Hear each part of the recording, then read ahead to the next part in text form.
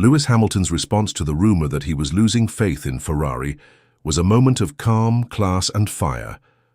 When the rumor spread that Hamilton was losing trust in his new team, he shut it down swiftly and directly, saying, "Complete rubbish." In a season that has already been filled with intense pressure, 2 Grand Prix, 1 sprint win, and 2 disqualifications, many fans and media outlets were quick to jump to conclusions about Hamilton's frustration. Yet, Hamilton has been seeing things in an entirely different light. While others may have been quick to claim that he was struggling with the pressure, Hamilton has maintained a more measured perspective, one that sees Ferrari's untapped potential as something ready to be shaped. And that is where we begin. Hamilton's response wasn't just about defending himself, it was also a clear signal that he is already stepping into a leadership role at Ferrari, not just as a driver, but as a cultural and technical catalyst. If you look closely at the bigger picture, Hamilton is not only adapting to Ferrari's culture, but helping to shape it, making him an even more dangerous driver on the grid. Before the Japanese Grand Prix, rumors began circulating that Hamilton might be losing faith in Ferrari. These rumors seemed to stem from the media's need to create drama, particularly after a few difficult races. However, Hamilton, ever the professional, quickly addressed the rumors, shutting them down with his characteristic sharpness. The way he responded was telling. There was no panic, no overreaction. Instead, Hamilton calmly and confidently stated that the idea of him losing faith in Ferrari was simply rubbish. Now let's break this down and take a deeper look at what Hamilton's mindset actually tells us.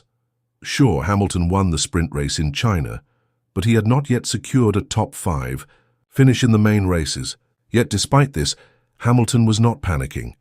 Quite the opposite, he was calm, focused, and already looking ahead. This isn't the reaction of someone frustrated, it's the reaction of a driver who is taking the long view. Hamilton has been through it all. He's been in Formula One long enough to know that success does not come overnight, especially when you're joining a new team with a new car, new culture, and new expectations. In fact, Hamilton spent the first 2 months of his Ferrari journey carefully observing, comparing Ferrari's processes with those from his time at McLaren and Mercedes.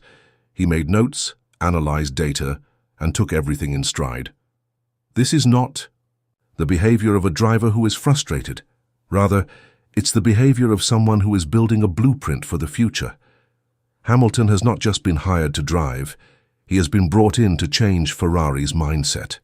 While others may complain about setup issues in Shanghai or minor inconsistencies, Hamilton is already inside Ferrari's headquarters in Maranello, pinpointing the cultural and technical shifts needed to take the team forward. And that, my friends, is what great leaders do. Hamilton's approach to the situation is a prime example of his calm and calculated leadership.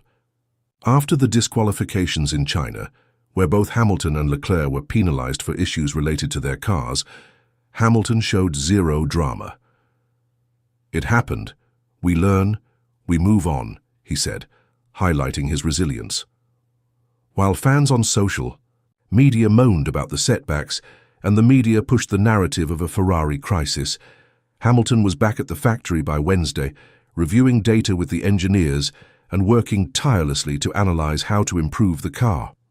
That is how you build a winning car, not by generating noise but by maintaining a calm and methodical approach. What impressed Hamilton most about how Ferrari reacted to the double disqualification was the speed at which the team dived into the data and started planning improvements.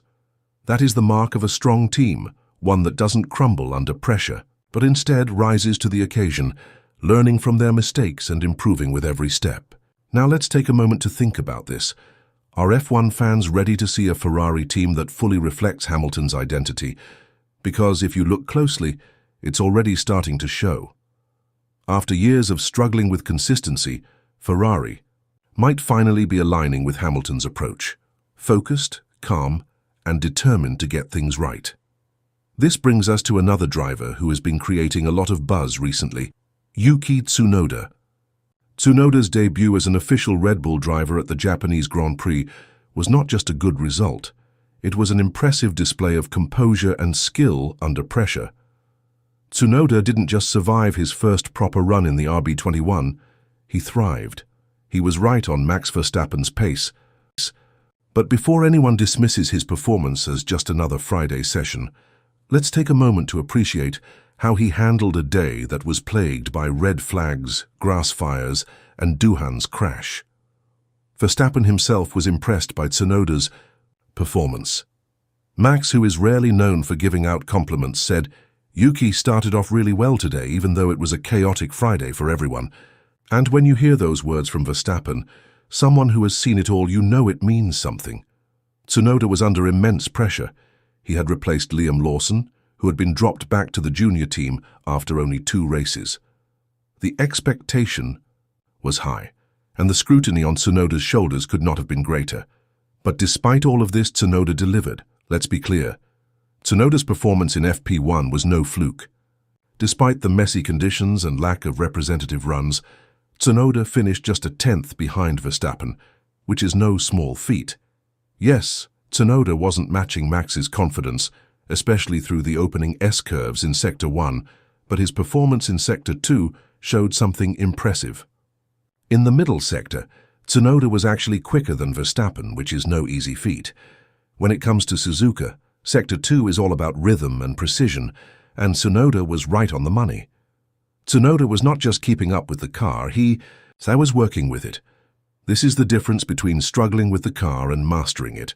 Unlike Lawson, who struggled with the sharp front end of the RB21, Tsunoda found a way to work with the car's balance, particularly in the rear.